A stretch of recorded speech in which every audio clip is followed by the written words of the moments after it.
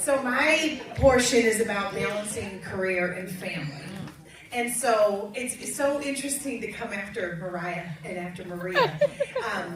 There's parts of their story that resonate with me. Maria just shared that God's ways are higher, right? She shared the scripture that they're higher.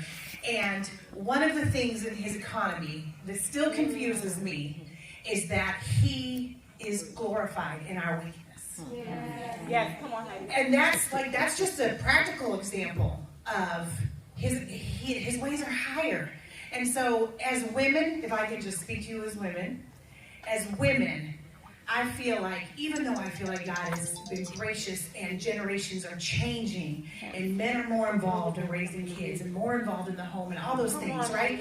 Y'all, those kids still say, mommy, mommy, mommy. Yes. Even when he's right there. Even when he's right there. Yep. It's us, y'all. It's us. You can have the best husband in the world, and y'all, I do.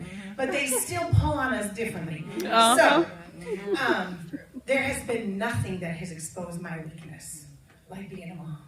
Nothing. Come on. Nothing. So, unlike Mariah, like Mariah, I was raised in the church. Y'all, my parents came to know the Lord when I was an infant, and I can't, there will never be time this side of heaven to give God enough praise for what that meant in my life. But, so I was raised in the church. I was the one doing everything like she was doing. So I was incredibly capable. I was good in school. I was an athlete. I was good with music. I mean, there wasn't much I couldn't do. And so I got into my adulthood. I went to college. I got a good career. And I was good at it. And yesterday, God gave me someone who just was like, I've been out for it. Oh, so many people, we're so thankful you're back. God just gives me such blessing and favor in my career. And even marriage, y'all, people talk about marriage, like Maria talked about marriage, it can be a mirror that you're seeing all your own faults. God's been faithful. This is one of the questions she asked is, how has he been faithful to you? He's been faithful to me in giving me primarily an easy husband. So I didn't feel like that's good. That's good. But when I got married, I didn't feel like that was the mirror right away that was exposing all my faults. It's parenting that has done that to me.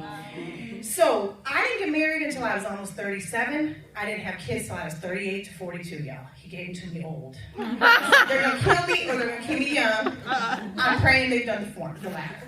But, so for me, I had a long time to be in my career and be good at something and get accolades for it, right? And know what I was doing. So some people have kids older, and then it's like, ooh, I've wanted to be a mom my whole life, and they run to it, and their career becomes secondary. That was not me. Come on, Heidi. I love my career. I was like, these little ones are in the way of it. So for me, learning balance has not been, I mean, you think because I'm up here, that means they asked me to do it because I've arrived. Like, I got this balance thing down. It is still a work in progress. Yeah. And Miyoshi's question to me was, how have you been faithful in learning that? Sometimes it's that I've had to ask for apology. I've had to ask the Lord to forgive me. Yeah. It's been, I didn't balance this correctly. Come on. Sometimes it's been that, well, for me, because I was good at everything, y'all, until I became a mom, and then I was not so good at that. It's relying on others. This power is perfected in weakness, right? You look at 2 Corinthians 12:9. Like, that makes no sense to me. But somehow in my weakness, right, it makes me rely on him in a way. It makes me rely on the village he's put around me. Come on, Heidi. So it's been asking for help when I want to just do it my way and do it by myself.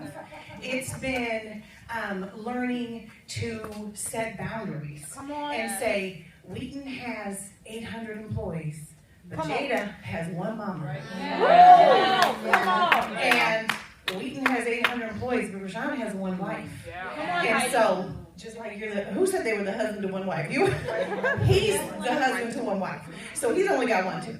And so it's been me having to say, just shift, and it's had to be conscious. It doesn't just happen. Right. So it's had to be intentional. And I've had to be able to say things like, the house isn't as clean as I want. Y'all, I love it. Come on, say that. Say that. The house doesn't look perfect. I care a lot about giving them good meals. I like to cook. I want them healthy. And it's me saying sometimes, okay, they ate McDonald's once more than I thought they should have. Like, and that matters to me. I'll just be honest and tell you, they don't do it often, but it's been me having to let go of some of the ideals that I had.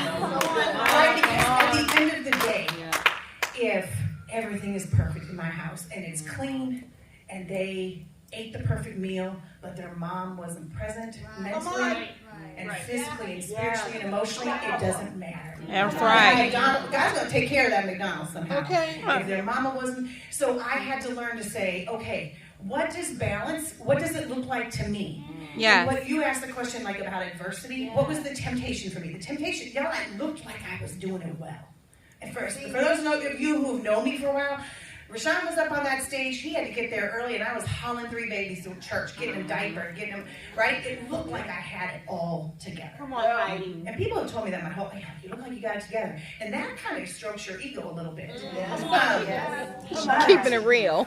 The Lord had to say to me, like, you're gritting your teeth through this. Mm-hmm. Like, you're doing it, and it looks like you're doing it well, but you're gritting your teeth through it. Mm-hmm. You're like in the core. Yeah. You're going to church. You're in the core.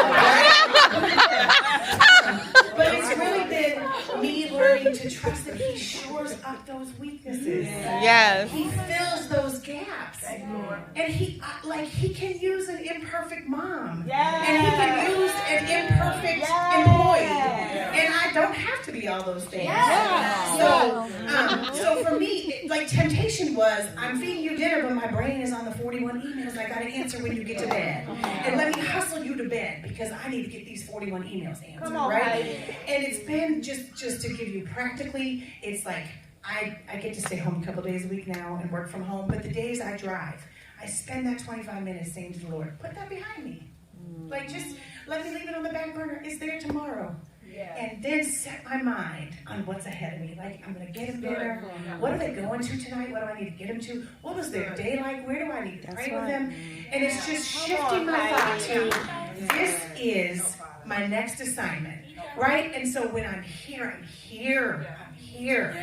And when I'm at work, I'm asking God to just, like, bless me and cause me to be productive and be the things that people need from me that day so that I can leave it and just go home. And be home.